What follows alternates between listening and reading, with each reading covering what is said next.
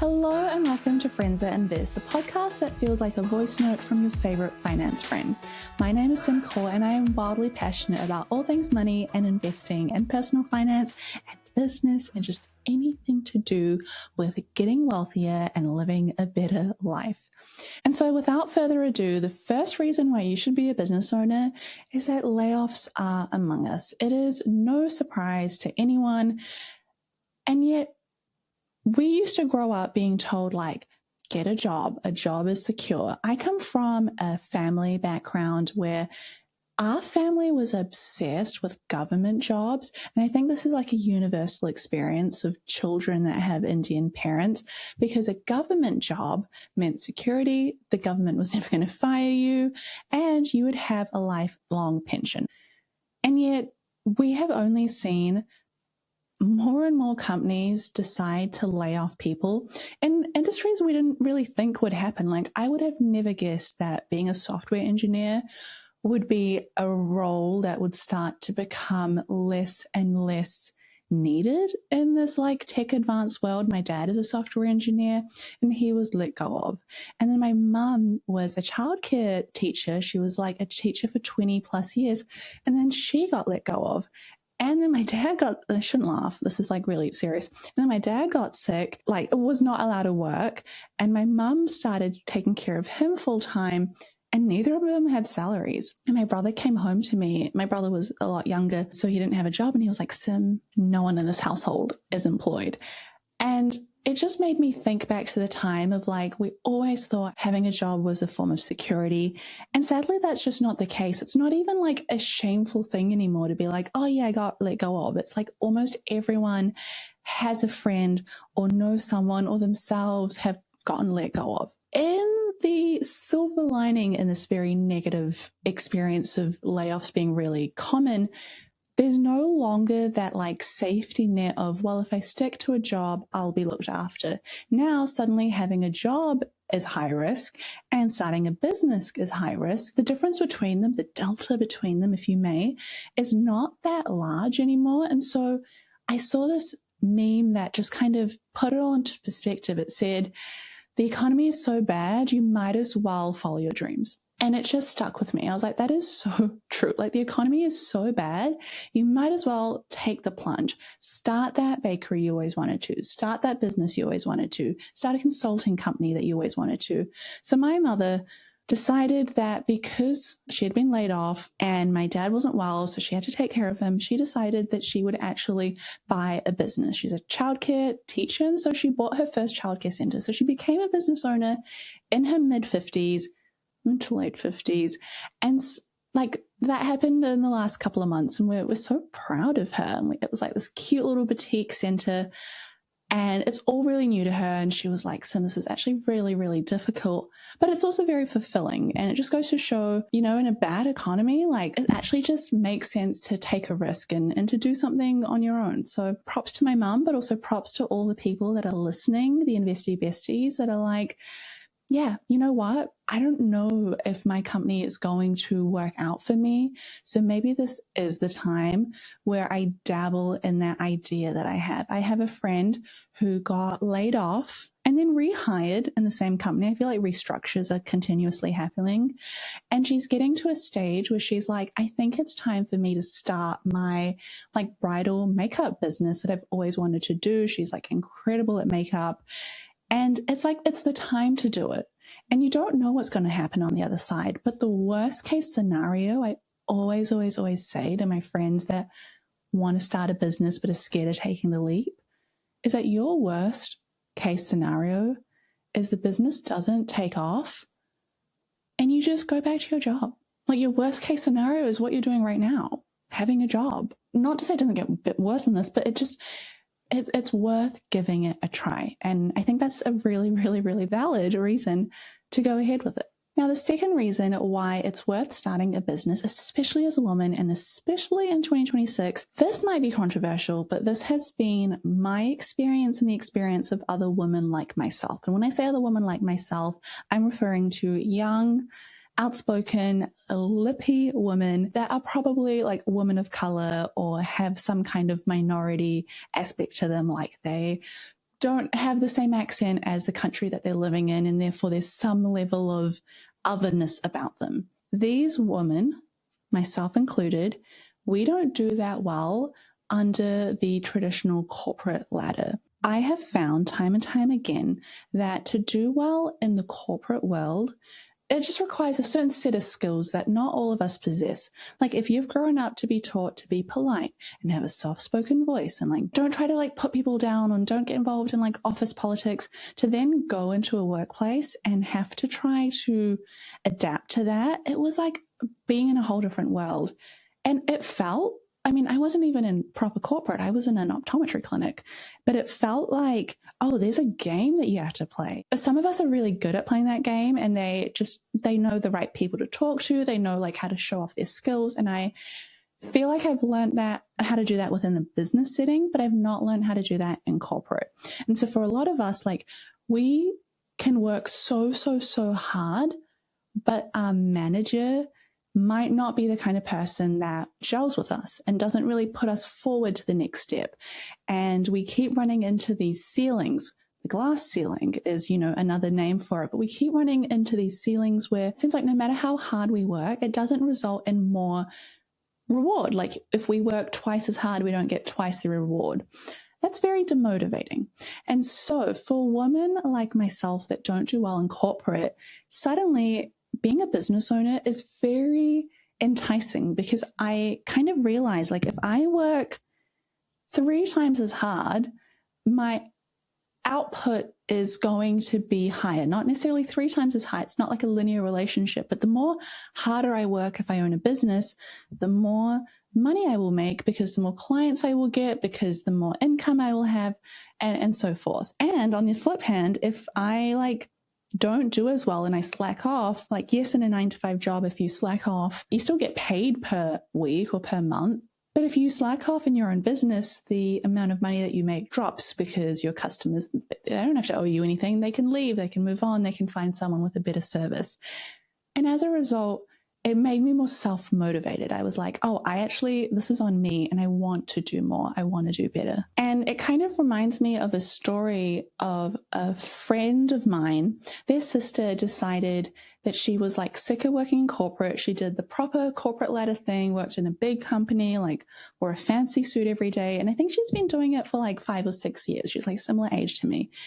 And she just realized like she could not get further ahead, whether it was racism, she's an Indian woman, whether it was them expecting more out of her that she just didn't feel like she could do. And her siblings were all business owners. And so she kind of looked at her life in this like beautiful corporate environment. And then she looked at her siblings' lives, and her siblings own kind of just general businesses. Like they own, this is going to make me sound so Punjabi, but like liquor stores and supreets, like dairies, we call them in New Zealand. In other countries, they'd be like the bodegas. They own those kinds of businesses. And she realized that her siblings had more flexibility in their own time because they didn't have necessarily a boss, even though it was still hard work in another way. And so she actually quit her corporate job to buy and start her own like small little suprete, which is really cool. And like, why not? Go her. I also know another friend that did something similar, and she ended up buying a childcare center, kind of like my mum, because in her experience, she just found that the corporate world didn't work. If that sounds like something that excites you, I mean, it doesn't have to be those simple, boring businesses like owning a center, a childcare center, or starting a suprete, or owning a liquor store, or a petrol, gas station. They can also be new types of businesses like consulting in your industry, or joining a completely different industry like myself and like starting talking about finance online and starting to, build a media business. There's all these different ways that you can start. And the truth is, I know with my personality, I am so much happier running my own business because I can just do different things throughout the day. Like I can film a podcast episode, I can reply to emails, I can go to meetings, I can do like team building exercise. Like my mind can move in different places, and I'm always excitable. And when I was in a 9-to-5 job as an optometrist, there wasn't that much movement of excitement that I started to like time myself to see how fast I could write referral letters because there was just nothing else to improve on. It just wasn't the right environment for me. And as a result, you might be listening to this and go, you know what? Maybe working a 9-to-5 job isn't the right environment for myself either.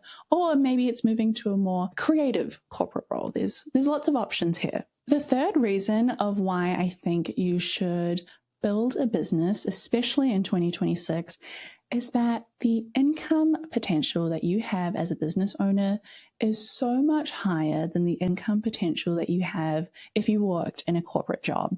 Now, of course, this is not going to be the case for everyone. You might be a doctor and you might make $200,000 a year. And if you become a business owner, you might, I was going to say only make $200,000 a year. That's still a lot of money. But, you know, in that case, you kind of weigh it up and go, well, I'm probably happy being a doctor.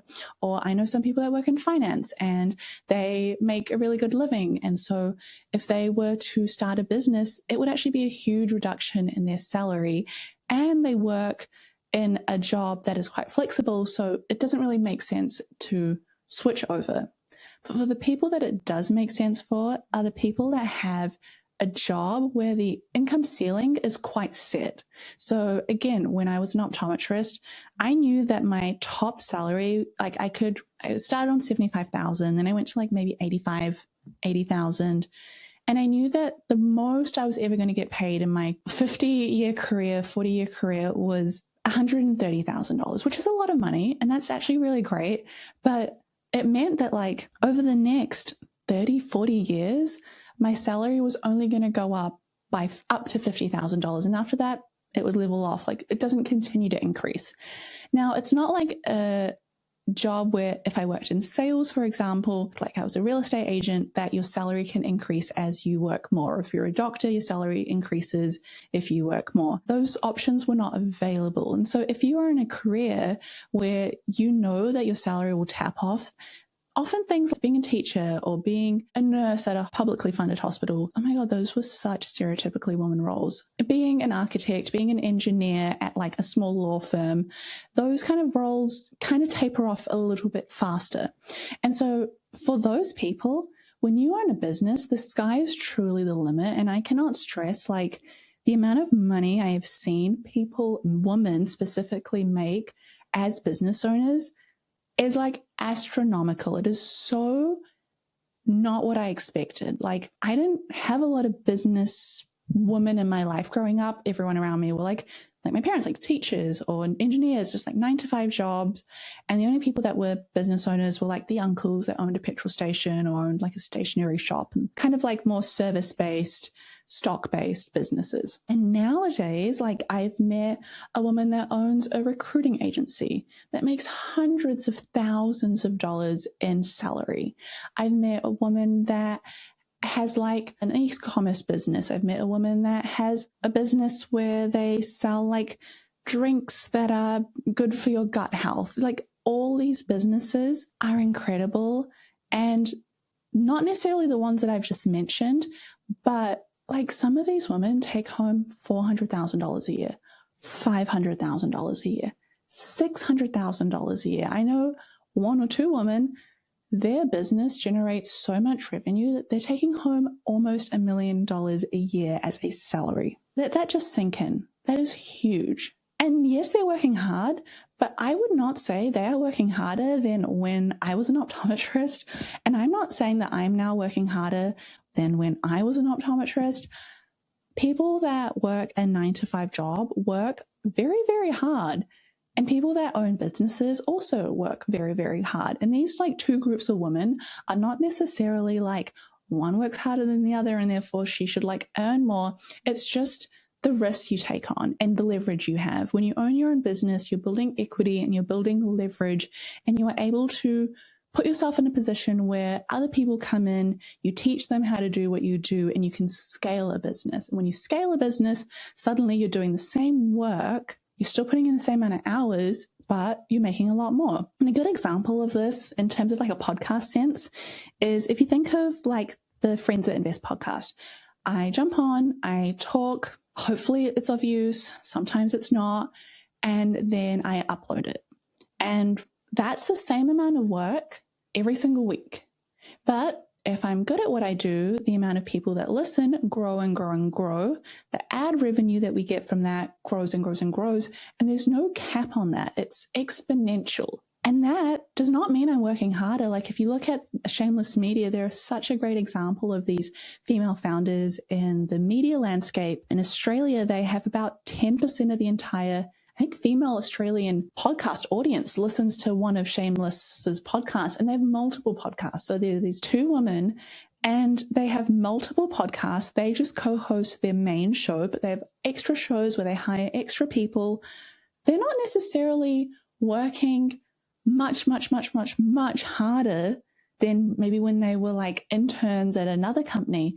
And yet, because they are able to expand and have leverage and grow their equity, Shameless Media is about to do $10 million in revenue. Now, that doesn't mean that these two co-founders are going to take all that home, because after like the fees of all their staff and, you know, their office and the things that they use, there's probably not millions of dollars left over, but there's probably a decent amount left over. And between the two of them, like, that's a very comfortable life, and probably more than they would have gotten if they had just gone through the corporate route and slowly worked up over time. And one of them now works 3 days. I sound like a stalker. One of them works 3 days a week. One of them works 4 days a week. And you would not be able to command such a high salary and work 3 days a week if you were not your own business owner, if you were not in charge. Like, very few companies are going to be like, Sim, you're so good at what you do. You can still make the same amount and you can work 3 days a week. Like, that would just be a dream. And the fourth reason why you should start a business in 2026 is it has honestly, how do I say this without sounding like an angry older sister? It has honestly never been easier to be a business owner as a woman.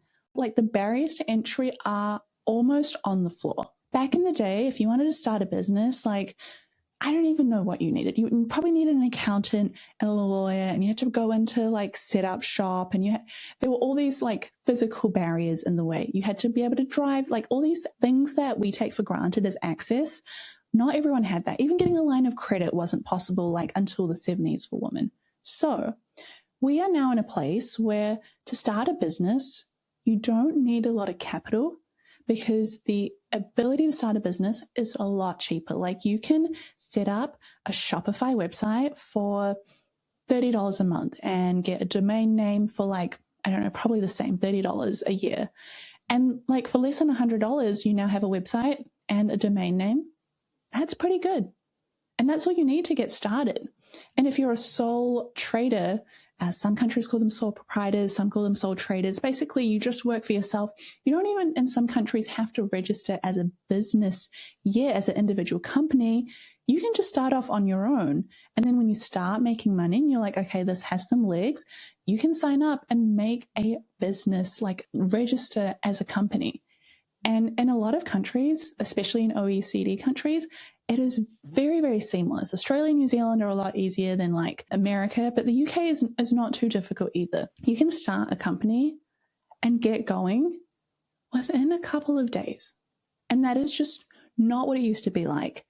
And more importantly, thanks to social media, you can reach people that are so far away from you that you could not do. Like, again, 20, 30 years ago, if you lived in like London, you could only reach the people in London. Your business could only help the people there.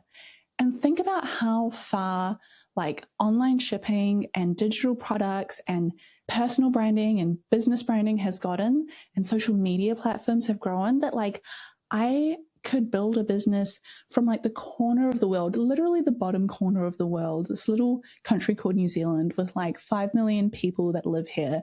And I know they didn't mean it in like a negative way, but I remember once these like really successful women were like, Sim, if you can build Friends That Invest from New Zealand, then surely we can build what we do living in like the States and living in Canada. And I was like, is that meant to be like an insult? Like, I live in the bottom of the world, but I get what they mean. And I always use that as like an example that because of the like advancements of technology, I can just live here and like spread my message and spread my business and reach people that like live in Singapore and America and the UK and Germany and Spain. And I'm not going to those countries to like reach out to them or like do paid advertising on their billboards. I'm just posting online. And you can do that for any industry, any business. You can reach people so much easier. The barrier to access is lower. And I know that the most common question that usually comes up after all of this is like, well, what should my business be? The most easiest and simple answer is build a business around the questions that people in your life ask you. So in my life, like I was setting up my parents' budgets for free. My friends were asking me about how to invest. My personal life was like me sitting down with my friends and being like, how much do you make? What's going on? Are you sure you want to buy a car? What if we use that money to like kickstart saving up for a deposit for a home? Like I was insufferable as a friend. I probably still am. But it kind of showed that there was a interest that I had, and there were other people that were interested in learning what I knew, and I could put those together and build a business. And the exact same thing can happen in any industry. Whatever you're good at, whatever people ask you for help with, are you creative? Are you analytical? Can you proofread? Can you make CVs? Can you build websites? Can you do something that makes someone else's life easier that they are willing to pay a bit of money for? And if the answer to that is yes, you got a business. You can get started. And like fear of coming across preachy, it is actually so much easier than you think. And the more you surround yourself online or in person with other like everyday women that have built businesses, the more you're like, okay, this is not that hard. Like if Shelly can do it, if Sandra can do it, if Anu can do it, like if Deepika can do it, I can do it. I can do it. It's not that hard. It can't be that hard. I can figure it out. And if you can figure it out, you can honestly achieve anything in business. And so with that is the end of the episode. I hope you found it helpful. And as always, if you found it helpful, please take a screenshot, tag it on your Instagram story, tag friends that invest. It helps the podcast grow so much, which means that it reaches more women that want to build businesses, want to build their wealth, get richer, and like, what more can we ask for? So with that, I'll see you next week.